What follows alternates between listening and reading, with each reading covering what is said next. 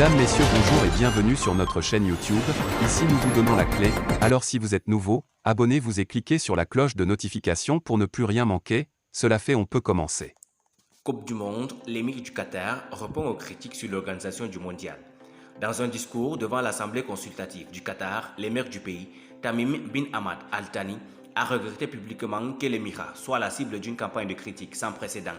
Il a appelé ses concitoyens à montrer au monde l'hospitalité chaleureuse et la générosité des Qataris.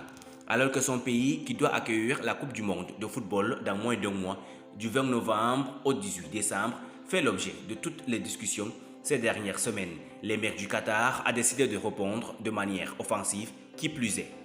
S'adressant devant l'Assemblée consultative de l'émirat, Tamim bin Hamad Al Thani a tenu à réagir aux nombreuses critiques émises à l'encontre de son pays, parmi lesquelles les conditions de travail très difficiles des ouvriers et des travailleurs migrants sur les chantiers du mondial, les soupçons de corruption, les droits bafoués des LGBTQ et des femmes ou encore le désastre écologique de l'événement en termes d'émissions de dioxyde de carbone. Depuis que nous avons eu l'honneur de nous voir attribuer la Coupe du Monde, le Qatar a été la cible de campagnes de diffamation et de critiques sans précédent qu'aucun autre pays hôte n'a subi, explique-t-il avant de poursuivre. Nous avons d'abord traité la question de bonne foi et avons même considéré certaines critiques comme positives et utiles.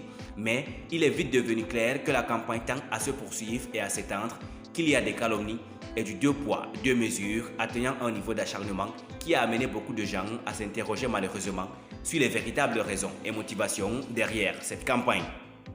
L'émir a ensuite développé une vision plus nationale, rappelant à ses concitoyens l'importance de montrer aux yeux du monde, avant et pendant la Coupe du Monde, les qualités d'accueil et d'hospitalité de l'émirat. Accueillir le mondial de football intègre plusieurs éléments qui forment les composantes de la crédibilité et de la capacité à influencer positivement. Cela se manifeste en acceptant le défi et en l'intégrant dans nos projets nationaux et nos plans de développement.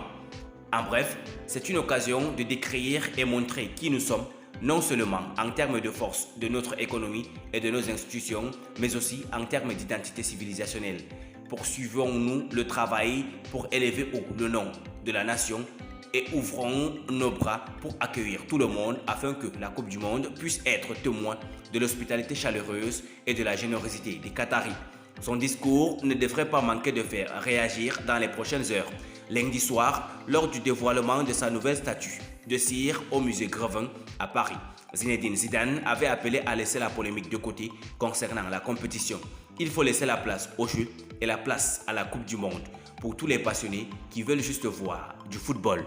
Merci pour votre aimable attention. Si vous êtes nouveau, n'oubliez pas de cliquer sur la cloche de notification et de vous abonner à la chaîne. Merci, à très bientôt pour une nouvelle vidéo.